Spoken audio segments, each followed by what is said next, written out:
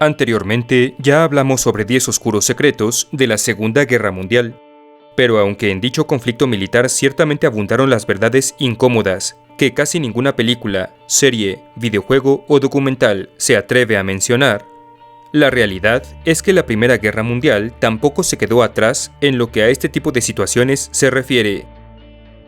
Acontecido de 1914 a 1918, de este devastador evento militar no circula actualmente tanta información entre la gente, debido quizás a sus ya más de 100 años de antigüedad, pero las huellas políticas, históricas e ideológicas dejadas por las atrocidades cometidas en él todavía resuenan con fuerza en la sociedad mundial moderna, principalmente en Europa. Así que, dejando de lado todo tipo de teoría conspirativa y basándome solo en hechos históricos comprobados, hoy te contaré 10 oscuros secretos de la Primera Guerra Mundial.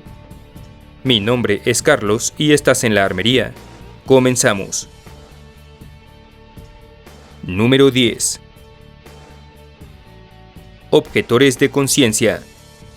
Como en todo conflicto armado durante la Primera Guerra Mundial, hubo individuos en todos los bandos que, por sus principios morales, religiosos o humanitarios, se negaron a acatar las órdenes de sus superiores que los enviaban a la batalla para asesinar a otros seres humanos, rehusándose así a abrir fuego contra el enemigo, o incluso a cooperar de cualquier manera con el ejército. En las fuerzas inglesas, por ejemplo, existieron 16.000 de estos individuos, algunos de los cuales afortunadamente fueron asignados a otro tipo de trabajos, aunque muchos de ellos acabaron encarcelados. Adornados sus uniformes con plumas blancas por sus superiores, para distinguirlos como cobardes e intentar forzarlos a luchar a través de la vergüenza, muchos de estos hombres en diversos países de Europa acabaron ejecutados bajo cargos de traición o deserción, y en los Estados Unidos sentenciados a trabajos forzados en prisiones como Alcatraz. Número 9. Mujeres canario. Llamadas así en algunos países, debido al color amarillento que sus cuerpos adquirían por el trabajo que realizaban, las mujeres canario eran aquellas féminas que se desempeñaban como fabricantes de explosivos a base de TNT, un volátil compuesto químico contenido tanto dentro de las granadas como de todo tipo de munición de artillería y bombas aéreas de la guerra. Esencial para la destrucción de fortificaciones y eliminación masiva de personal enemigo. Gracias a su alto poder explosivo, la prolongada exposición al TNT, sin embargo, tenía un efecto altamente tóxico sobre aquellas trabajadoras que fabricaban munición con él, llegando incluso a causar graves enfermedades del hígado. Puestas a realizar dicha labor en masa y sin la protección adecuada, es casi seguro que nunca has escuchado hablar de estas mujeres y su esencial trabajo, a pesar de que casi el 25% de ellas fallecieron por los efectos tóxicos de este. Número 8. Telegrama Zimmermann.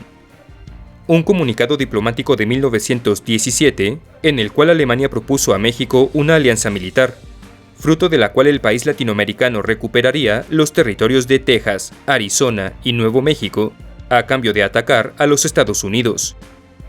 A México también se le prometía un generoso apoyo financiero y se le instaba a mediar una alianza militar entre Alemania y Japón.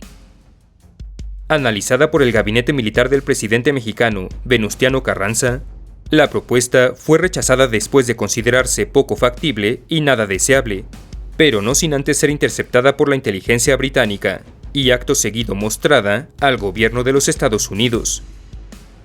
Considerado en un principio como una posible falsedad, elaborada por Inglaterra para orillar al país norteamericano a la guerra, la autenticidad del telegrama, sin embargo, fue admitida por su propio autor, el ministro alemán de Relaciones Exteriores Arthur Zimmermann, en 1917.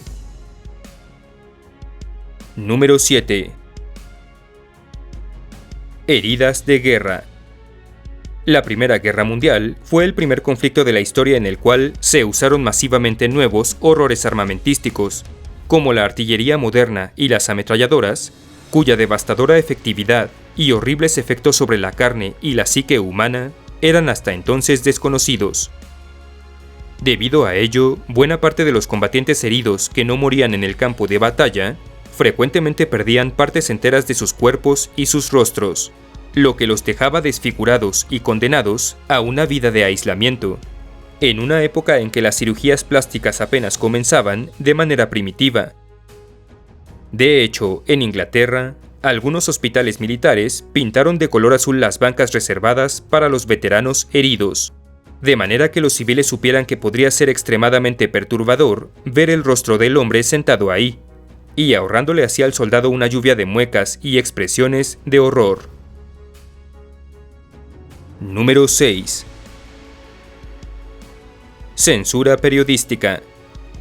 Al principio del conflicto, a los periodistas británicos se les prohibió reportar la situación real del frente de guerra, pues el gobierno de aquel país deseaba controlar toda información que sus ciudadanos leyeran sobre las batallas y el estado del ejército.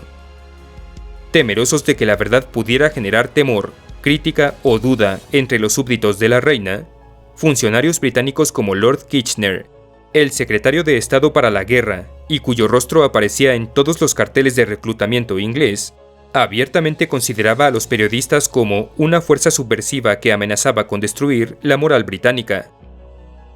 Optando por crear su propio buró de prensa, dedicado a censurar reportajes provenientes del frente y mostrar al público solo cierta información, el gobierno inglés también arrestó y amenazó a periodistas como Philip Gibbs y Basil Clark, que se atrevían a reportar las grandes bajas británicas. Número 5. Bloqueo informativo del Somme. La batalla del Somme es conocida por ser uno de los enfrentamientos más destructivos de la historia, pero al inicio del evento, y debido a la censura de información que mencionamos en el punto anterior, los primeros días de lucha fueron reportados con gran optimismo por la prensa británica. Fue así como los diarios Daily Chronicle y Daily Express publicaron artículos afirmando que las bajas del ejército no habían sido muchas. En el mismo día en que 19.000 soldados ingleses habían perdido la vida y otros 38.000 habían quedado heridos en solo las primeras 24 horas de la batalla. Así, el pueblo inglés quedó totalmente desinformado durante semanas sobre lo que realmente había pasado con sus muchachos, hasta que la información real comenzó a revelarse poco a poco. De hecho, cuando finalmente se supo la verdad, el reportero William Beach Thomas del diario Daily Mail escribió: "Gran parte de la información entregada a nosotros por el ejército sobre lo sucedido en la batalla era totalmente errónea y engañosa. Al saberlo, me sentí profundamente avergonzado de lo que yo había escrito en el diario, por la simple razón de que no era verdad".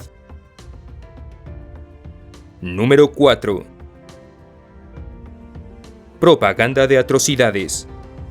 Una práctica periodística que presenta al público relatos sobre crímenes de guerra cometidos por el enemigo, que pueden ser ciertos, pero que son complementados con inventos y exageraciones para darles un tinte más inhumano.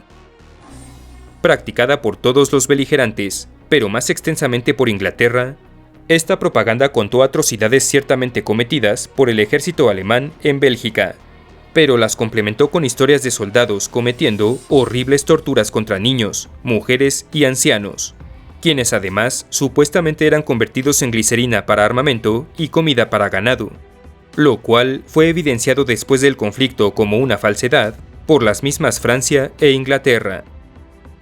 Esto también propició que en la Segunda Guerra Mundial, los crímenes de guerra alemanes inicialmente fueran considerados propaganda de atrocidades, debido a la prevalencia de la práctica en décadas anteriores. Número 3. Atrocidades alemanas.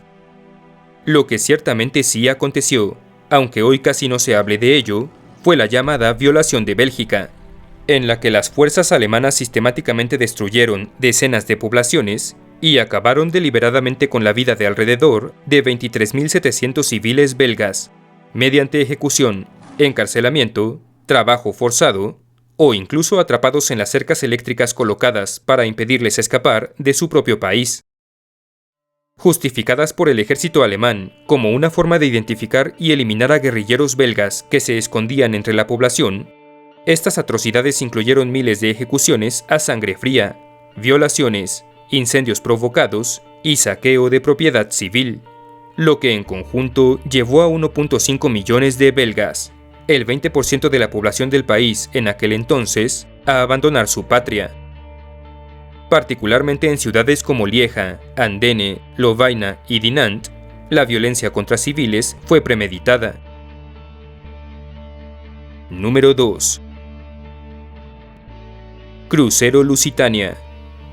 Hundido por submarinos alemanes, cuyo gobierno alegaba que el buque civil transportaba también toneladas de armas y munición de los Estados Unidos a Inglaterra, el Lusitania se convirtió durante la guerra en un símbolo de brutalidad alemana injustificada y contribuyó a cambiar la opinión pública estadounidense de neutral a hostil contra Alemania.